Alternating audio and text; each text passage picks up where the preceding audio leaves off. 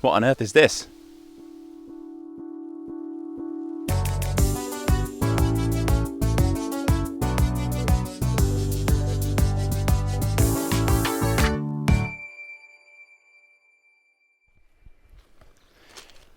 Right, well, you joined me today in Czechia, or the Czech Republic. And on that note, any European viewers, what do you call this country? Because I know they asked us to start calling it Czechia in 2016, but I still find myself calling it the Czech Republic every once in a while, which I don't know if that offends them. Like, because when you go to Turkey, they asked us to start calling it Turkiye. I don't know. But yes, we're getting off track already. But I'll tell you what's not off track is the thing that we've come here to see today. Hey, I'm in a place called Nove Údolí, which is not really a town. It's just a sort of outpost in the middle of a field, but right on the German-Czech border. Nove Údolí, literally meaning New Valley in Czech, is down in this little corner of the country, literally right on the border with Germany. And so you can imagine that whatever's been here over the decades has witnessed some interesting stuff. But the history of this region, which could be made into a 50-part documentary on its own, also created a lot of interesting stuff. One of which is this. This is the Pošumavská Jižní dráha, or the Bohemian Forest Southern Railway. But you might be more interested to learn its nickname, the shortest international railway in the world. Isn't it cool? But before I go into detail about this fantastic little train, we're going to go back in time to explain how it came to be. You can't still be coming to this channel and not expecting me to start my video with a boring history lesson, can you? Central Europe's history could be defined as being an absolute mess of intertwined political allegiances, excessively old monarchical dynasties clinging to power, and, as exploited quite a few times by this channel, borders changing every 5 minutes. But this area down here is actually a bit of a weird anomaly. The border between what is now Germany to the west and Czechia to the east hasn't moved in more than 200 years, an unprecedentedly long time in this part of the world. It was first founded following the Congress of Vienna in 1815, and at different points in history it has separated the Kingdom of Bohemia, which at this point was part of the Austrian Empire, and the Kingdom of Bavaria, the Kingdom of Bohemia, which was part of the Austro-Hungarian Empire and the Kingdom of Bavaria, and the Kingdom of Bohemia, still part of the Austro-Hungarian Empire, and the Kingdom of Bavaria, which is now part of the German Empire.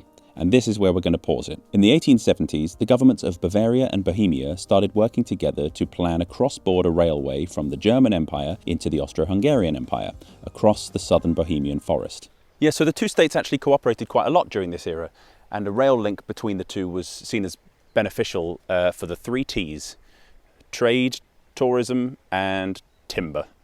Yeah, the Bavarians wanted some of this sweet Bohemian wood, and they thought the best way to facilitate that would be to build a rail link between the southern Bohemian forest and market towns like Passau.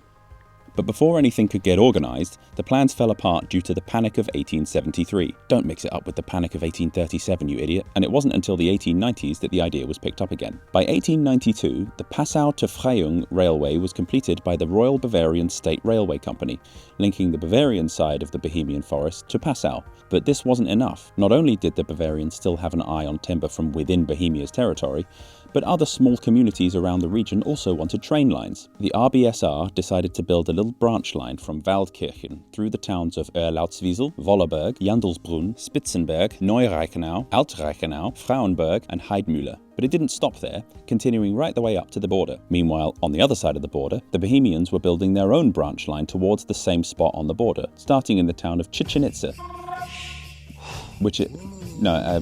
Not that Chichen Itza. There's actually a town in the Czech Republic that's spelt like this, and that's pronounced Chichen Itza. That side of the line snaked through a lot more towns than the German side, and I'm not going to be reading them out, before reaching the border and meeting up with the Bavarian side of the line. And so, the Chichen Itza Heidmühle Waldkirchen Passau line was born, though it didn't really have an official name, as it was really a sort of jumble of different lines built by 2 different national railways. So we're going to abbreviate it to the CHWP Line, the CHWP Line. The CHWP Line crossed the border at Nove Údolí, which prior to the railway was literally just a field with nothing in it. But following the creation of the line, a small border railway station and customs checkpoint popped up, and it became an official stop on the line, despite not really serving anything. It was purely for border guards to do their passport and customs checks. The trains would trundle along from Chichen Itza to Nove Údolí in about 3 to 3.5 hours, would cross the border at Nove Údolí, and then would continue another 25 kilometers to Waldkirchen in about an hour.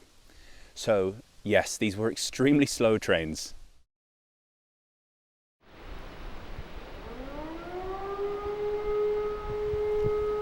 Why is there an air raid siren? Can you hear that?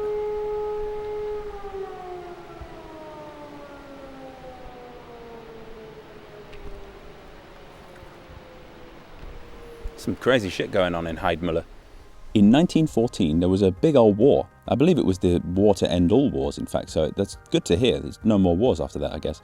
And any Habsburg lip stands might want to look away because basically there was a big old scuffle in Belgium and a few other places for 4 years, and then the Austro-Hungarian Empire decided this would be a good time to stop existing. The next few decades were pretty boring. Not much happened, just the rise of global fascism, the largest war in human history, and the rise and fall of multiple superpowers across the world. And so here we are in 1945. In all seriousness, the line continued to trundle along through all of this, even under the control of the Deutsche Reichsbahn. When it comes to the CHWP line, I'm genuinely not skipping all that much when it comes to passing over World War II. So yes, 1945. Suddenly, swathes of Central and Eastern Europe were under the puppet-like control of the Soviet Union, with a vast ideological chasm separating East from West, capitalism from communism, Big Macs from borscht, and Czechoslovakia found itself on the eastern side of this divide.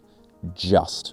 The border that Nové Údolí had sat on for hundreds of years in relatively quiet obscurity was now the frontier of one of the great geopolitical battles, the Cold War, as neighbouring Bavaria had fallen into the hands of the Western Allies at the end of the war, who folded it into West Germany. So now we have new players on the board.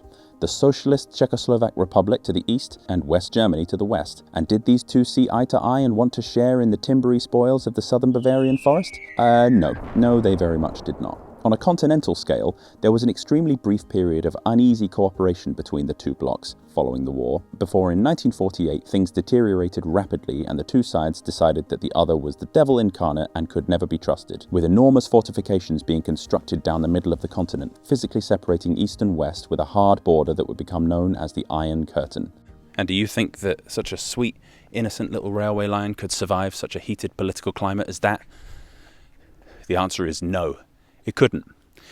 In 1951, the Czechs ripped up 60 metres from their side of the line, from the border fortifications down by the river to here, the customs checkpoint at what is now Nové Údolí station. And so that blue sign there is the end of the line. And I guess when the Czechs did that in 1951, that was the end of the CHWP line. Sad. I don't know if humbling is the right word, but there's something quite sort of sobering, I suppose, about being at this border.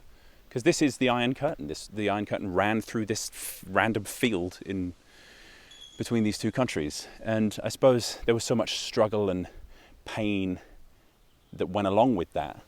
It's really nice, it's lovely. It's nice to be here with, kids playing and people cycling and hiking and, it's a sign of progress, I suppose. Because it's very recent history, my parents still talk about how crazy the Cold War was and, Czechoslovakia being a sort of closed society to an extent. It's weird, that's what I'm trying to say. The domino effect of collapsing states in the Eastern Bloc in the late 1980s reached Czechoslovakia in 1989, when the Velvet Revolution saw the country break its ties with the pretty much already dead Soviet Union and transition into a democracy, with its first free and fair elections held in 1990. With the dismantling of much of the more militaristic border fortifications that came with the end of the Cold War, Nové Údolí effectively went back to being the quiet, picturesque little corner of Europe that it had been for centuries, having endured a bizarrely intense 4 decades in the spotlight. Relations with the West thawed, and Germany and Czechia, now Czechia, which had separated from Slovakia in 1992, reignited their diplomatic relations and their cross-border connections. And there were actually brief talks about rebuilding the entire CHWP line, but that didn't happen because almost all of the German side had been ripped up in the 1970s.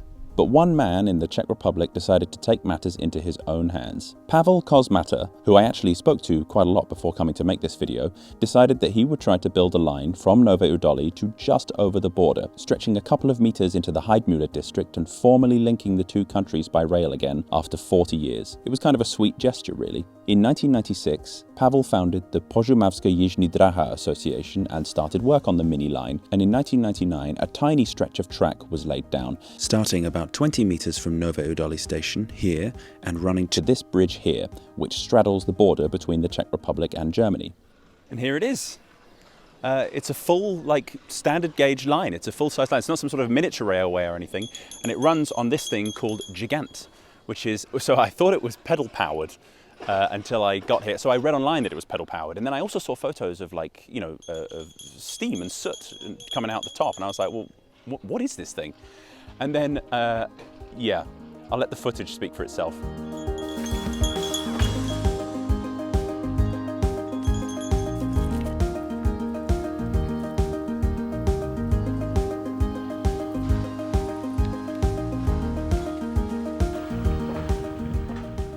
So here it is, Gigant.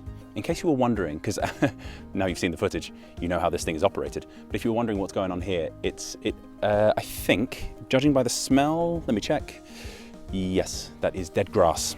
It's a big clump of dead grass in the furnace. It smells nice. It takes around 24 seconds to complete a journey on the line, and I'm not joking, it has stops.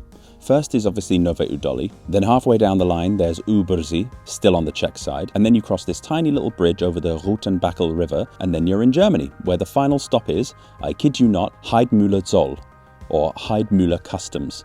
It's all very cute and funny, and I absolutely love it. And for anyone wondering, the stops are just symbolic, you can't get on or off at them. Because like this is Heidmüller, this is the last stop, and yeah, it's not, there's nothing here. And obviously this was more of a pertinent issue before Czechia joined the Schengen area in 2007. So this would have been not a fortified border, but it certainly would have had like customs and checkpoints and stuff and passport control. So what the whole point of this train really is that you get on at that end, do a 24-second journey down here, you stay on it, and then you reverse back down. That's it. This thing is such a unique addition to the area that it's actually become a bit of a tourist attraction in its own right. In the years since the mini line opened and the CHWP Line museum opened, this place has also popped up, which is 3 carriages in a row, one of which I think serves pizza, and one here which is a bar where you can get quite a big selection of beers. This whole concept is the kind of thing that makes a travel nerd's day.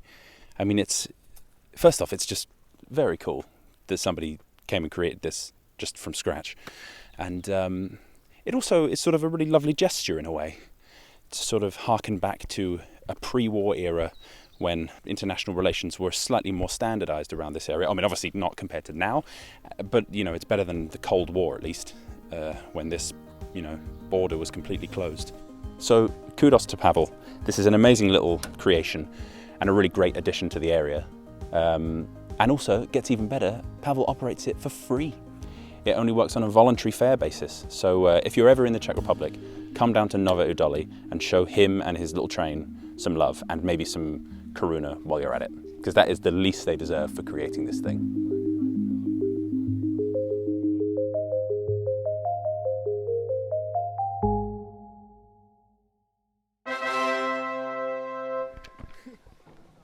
All right, here we go. I'm on the train now. Okay, what's your name? My name is Adam. Adam? Adam, yes. Nice to meet you, and thank you for pushing the train. Right, we've got Adam here pushing the train. Here we go. Yes, we're moving.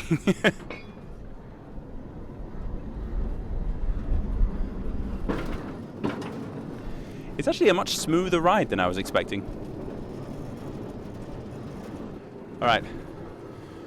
So when exactly do we cross the border? In a moment. In a moment, okay. Is it where the flags are? Yes. Right, okay. So here we go. We're about to cross the border now. Yay. All right.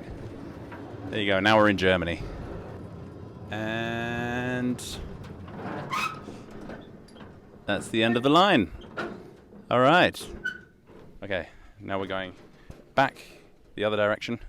Say goodbye to Germany, and I tell you what, it is genuinely a much smoother ride than I thought. Especially when you look at some of the zoom shots that I have. The track looks quite sort of crooked, but it's a very, very smooth ride. There you go, and we are back in Czechia. Oh, it's very different over here. Different vibe entirely. Oh God. Okay, struggling to fill time now.